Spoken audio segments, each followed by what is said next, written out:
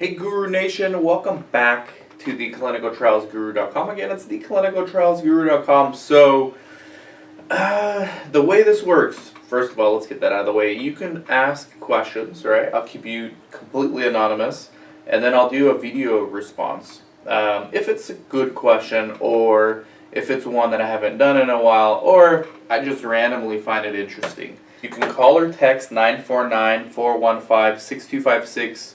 You can email me, Dan at theclinicaltrialsguru.com, Instagram, Snapchat, Facebook, wherever you are, let me know. Let's just get into the question, okay? Hey Dan, I saw your video on YouTube talking about the difficulty working with foreign doctors when they immigrate here. They can't practice as physicians, so if they want to get involved in research, they could be coordinators and sub-investigators, and I've worked with many that have gone on to become residents and now they're physicians. Let's get into the question further. I'm currently seeking an entry-level CRC role as a PhD. In my case, I had excellent experiences working for supervisors who are less educated. Would you give me some advice on how to cooperate with this issue when applying as a study coordinator? I feel powerless since this might make my chance to enter this field far less likely. Also, could you please tell me more about the problems you had with the past foreign coordinators? I want to avoid problems like those in the future. So, a couple things here. As far as your advice for how to apply as a study coordinator, I've had many good experiences with foreign doctors that worked for me as study coordinators, eventually as sub-Is, and then they went on to residency, medical school. I've never had one come back and be a PI, although I'm working on that. There is one potential opportunity. You have a lot going for you as far as your skills, your experience. Like, just apply, okay? Some of the issues I've had in the past with foreign trained physicians have been that they don't take direction very well, because, and put yourself in their shoes, okay?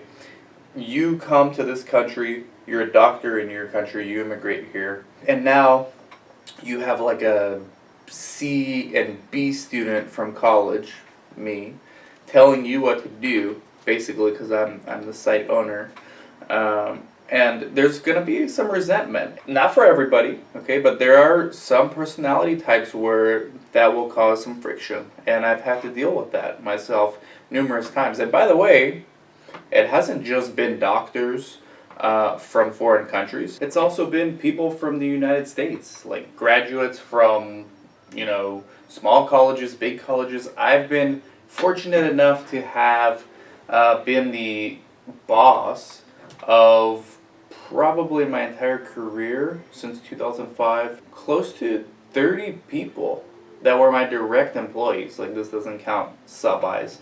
The majority were pleasant to deal with, right? But you do have some that they don't take well to criticism, even if it's constructive criticism. And it's not just foreign physicians, okay? I have examples of non-foreign graduates, just PhDs, college degrees, no college degrees, people who also were the same. They did not take well to criticism. So that's just a human being thing. It has nothing to do with you being a doctor from another country. Now, you could make the argument that you might be overqualified for certain positions.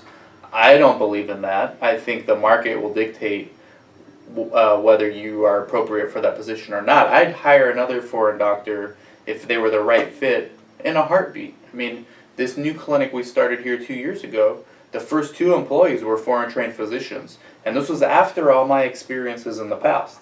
And despite the stuff I've said in the videos about those particular things, I mean, I've had plenty more good experiences with foreign trained physicians. In fact, if you want to YouTube search right now, one of my former employees, a foreign trained physician, foreign trained cardiologist from Switzerland, okay, worked for me for about 6 years. Nothing but good experiences with him. Great employee, okay, like, he became my sub-investigator eventually, started as a coordinator, became my sub-investigator, was a site director, and then when my company got sold, he went on to a different organization.